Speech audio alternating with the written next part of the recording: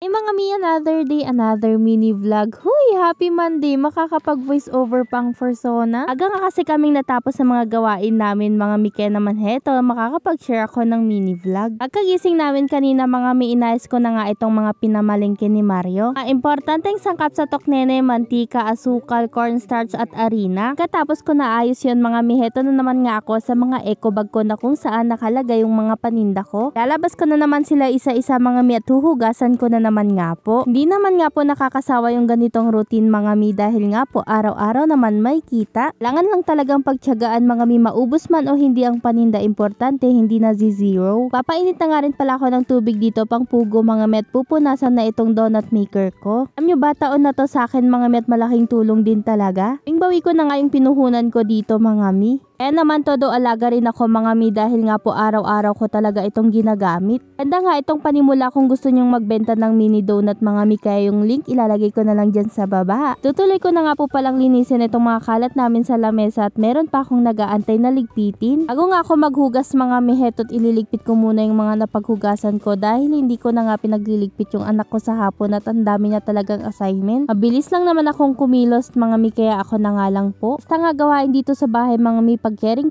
ko naman ay hindi na nga talaga ako nag-uutos. Kung nanonood ka pa hanggang ngayon mga mi, pa-follow, like and share naman ang vlog na to. Nood ko naman nga pong ilalaga na itong mga pugo mga mi at napakarami talaga. Halos araw-araw ganito po karami. Para nga po mabilis kumulo at maluto, naglalagay na ako ng mainit na tubig dito. Siya mga mi, hanggang dito na nga lang po. Salamat sa panonood. Bye-bye! Mwah!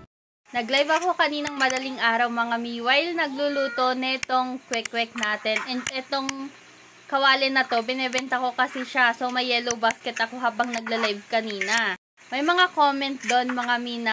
Ang aga-aga ko daw magluto ng kwek-kwek. Hindi ko sila masagot kasi nga madaling araw pa to. Tapos baka mamaya is marinig ako na nagsasalita.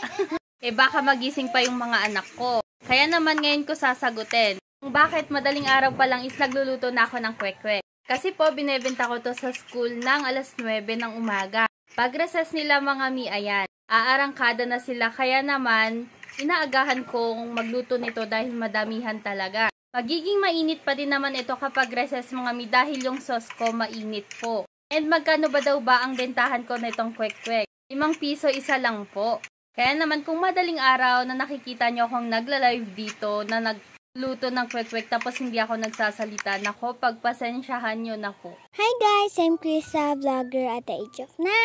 Samahan nyo nga po pala kaming bumili ng sapatos ko. Andito nga po pala kami sa Chongsan, Harrison. Third floor nga po ang mga sapatusan nila. Ito nga rin po kasi na sale sila. After po ng school namin bago kami pumunta dito. Kaya heto, nakasama ang ading ko. Kaya naman ang saya-saya na naman niya. Kaya nga po pala kami bibili ng sapatos ko dahil malapit na ang birthday ko. Dito nga din po pala nagtatrabaho si nanay, kaya dito niya din po ako bibilihan. Nanay nga po ang tawag ko sa lola ko. Kung saan kung birthday ko ay meron po akong regalo. Nagpili niya nga po pala kasi ako kung anong gusto ko. Kaya naman sapatos na lang nga po ang napili ko. At dahil kasama nga din po dito si ading ay binilihan din siya. Kaso nga po ay madami pa siyang sapatos kaya tsinelas na lang. Okay lang naman kay ading at tuwan-tuwa din siya. Salamat nga po sa advance na regalo sa amin nanay. Tagal na nga rin po pala itong wini-wish ko. At ngayon nga po magti 10 years old na ako.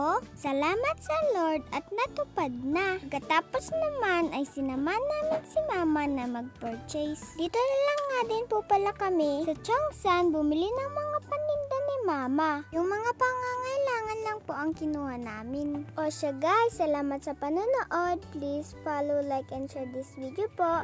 Abangan nyo na naman po ako sa susunod na vlog ko. Bye-bye!